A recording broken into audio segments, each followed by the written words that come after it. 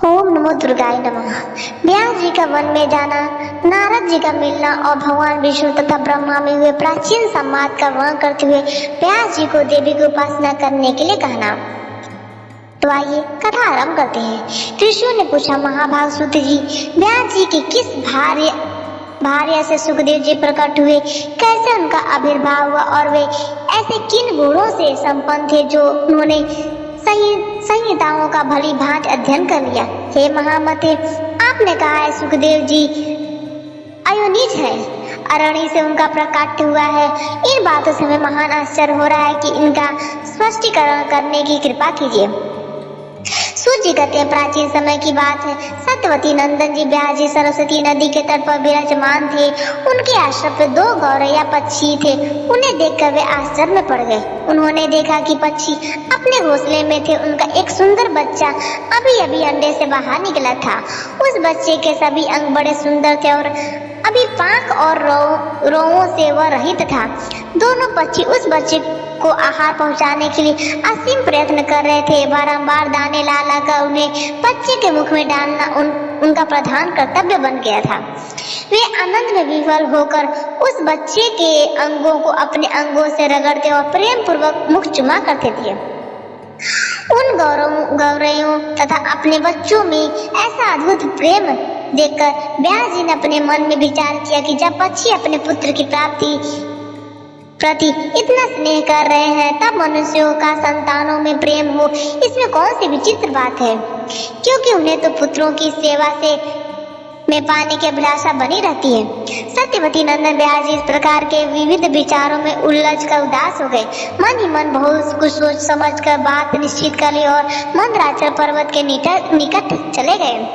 विचार किया, मेरे मनोरथ पूर्ण करने एवं वर देने में निपुण कौन देवता है जिनकी मैं उपासना करूं? भगवान विष्णु, शंकर, इंद्र, ब्रह्मा, सूर्य, गणेश, स्वामी कार्तिकेय, अग्नि अथवा वरुण?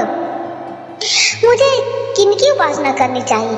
इस प्रकार व्यास जी सोच रहे थे। इतने में ही स्वच्छंद गति मुनिवर नारद जी हाथ में बीड़ा लिए वहां पधारे।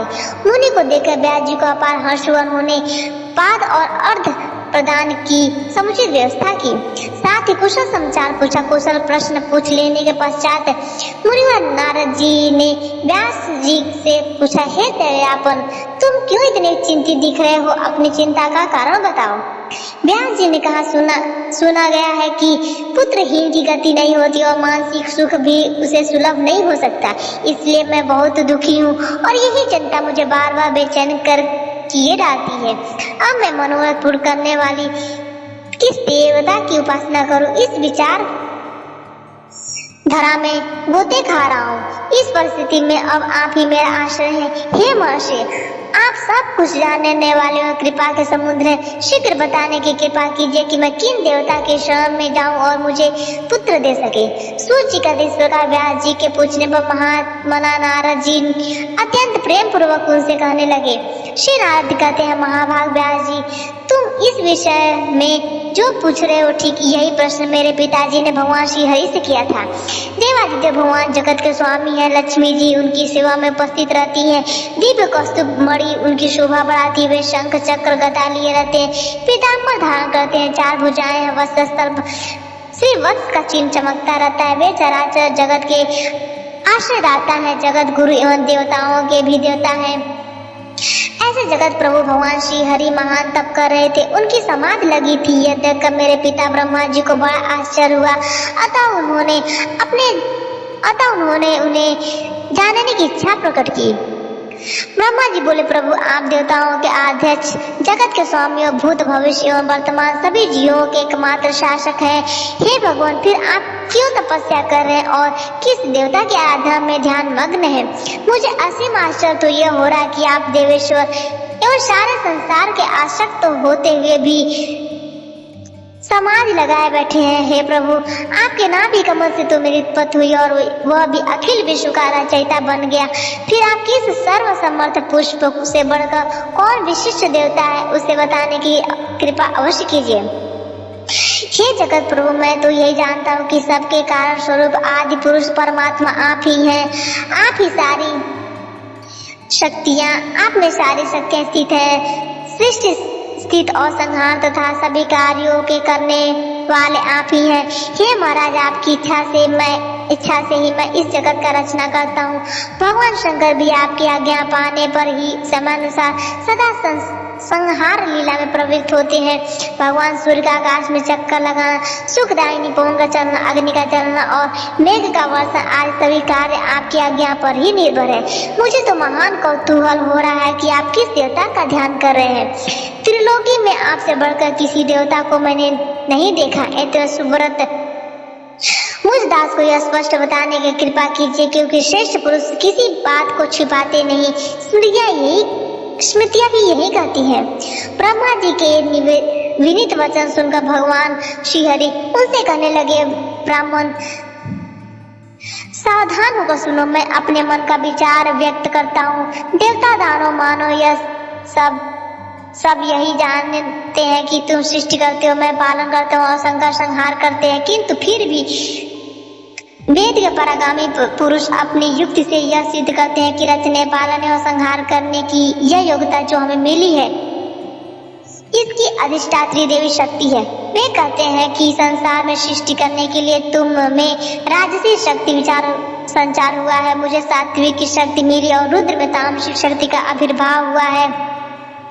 उस शक्ति के अभाव में तुम इस संसार की सृष्टि नहीं कर सकते। मैं पालन करने में सफल नहीं हो सकता और रुद्र से संहार कार्य होना भी संभव नहीं। हे ब्रह्मा जी, हम सभी उस शक्ति के सहारे ही अपने कार्य में सदा सफल होते हैं। हे सुव्रत, प्रत्यक्ष और परोक्ष दोनों उदाहरण के लिए तुम्हारे सामने रखता हूँ। सुनो, यह निश्चित बात है कि उस शक्ति के अधीन होकर ही मैं प्रलय काल में इस शेषनाग की शैया पर सोता और सृष्टि करने का अवसर आते ही जग जाता हूँ। मैं सदा तप करने में लगा रहता हूँ। उस शक्ति के शासन से कभी मुक्त नहीं रह सकता।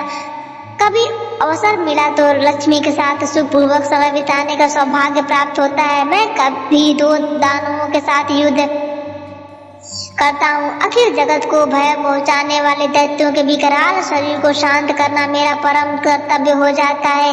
हे धर्म के बहुत पहले की बात कह रहा हूँ, उस समय तुम तो थे ही, चारों ओर जल ही जल था। मुझे 5000 वर्षों तक बाह्य युद्ध करना पड़ा। मेरे कान के मल से उत्पन्न होने वाले मधु और कटप नामधारी दो दानव महान दुष्ट थे। उन्हें असीम अभिमान हो गया था। भगवती अधा शक्ति की कृपा से मैं उन दैत्यों को मारने में सफल हो सका। हे महाभाग, उस समय की बात से क्या तुम अपरिचित हो? सर्वश्रेष्ठ शक्ति ही तो उस जीत में कारण हुई थी। फिर तुम बार बार क्यों पूछते हो?